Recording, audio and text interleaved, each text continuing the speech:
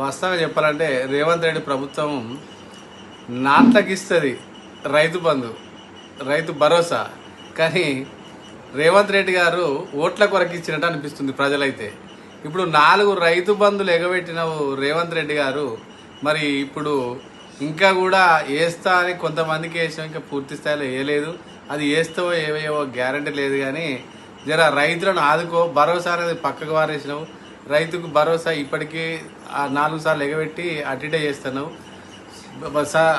సన్న పంటకు దొడ్డట్లకు బోనస్ ఇస్తా అన్నావు, మళ్ళా మాట మార్చినావు. అది నువ్వు గ్రహించుకో. ప్రజలైతే అందరికీ తెలిసిన విషయమే. నువ్వు ఎన్ని అబద్ధాలాడి గద్దెనెక్కినావో రైతులను మోసం చేయడానికే ప్రయత్నం చేస్తున్నావు తప్ప రైతును రాజ్యం చేయాలనే లక్ష్యం నీకు లేదు.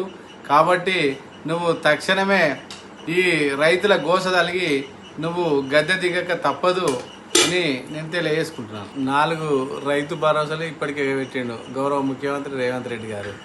ఇప్పుడు నాట్లేసేటప్పుడు రైతు భరోసా ఇస్తారు, కానీ ఓట్లు వచ్చినప్పుడు రైతు భరోసా ఇస్తారంటే ఇదే మనం నవ్వుకోదగ్గ విషయం.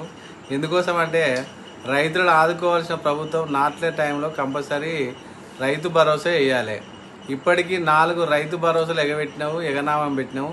ఇప్పుడు స్థానిక సంస్థల ఎలక్షన్లు వస్తున్నాయని రైతు భరోసా వేస్తా అని అంటున్నావు, ఇంకా అందరికీ వేయలేదు.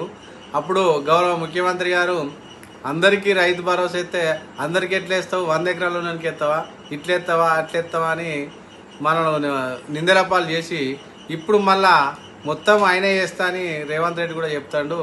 ఇది ప్రజలు ఆలోచించుకోవాల్సిన విషయం. ఇంకో విషయం, 6 గ్యారంటీలలో ఇప్పటికీ ఎన్ని పెళ్లిలు అయినాయో మరి రేవంత్ రెడ్డికి తెలుస్తుందో తెలుస్తలేదో, కానీ తులం బంగారం అయితే అటు పక్కకు పెట్టించిండు. ఈ ఏదో ₹1,00,000 ఇస్తున్నామా అన్నట్టు అనామతిగా ఇస్తుండు. తులం బంగారం ఎప్పుడు ఇస్తాడని రైతుల మన మహిళలు అడుగుతుర్రు. ₹2,500 ఇస్తా అన్నావు, అది ఎక్కడ పోయింది? ఇంకోటి 18 సంవత్సరాలు నిండిన పిల్లలకు స్కూటీలు ఇస్తా అన్నావు, అది పత్తనే లేదు. నువ్వు 6 గ్యారంటీలు అమలు చేయాలని మేము కోరుకుంటున్నాం.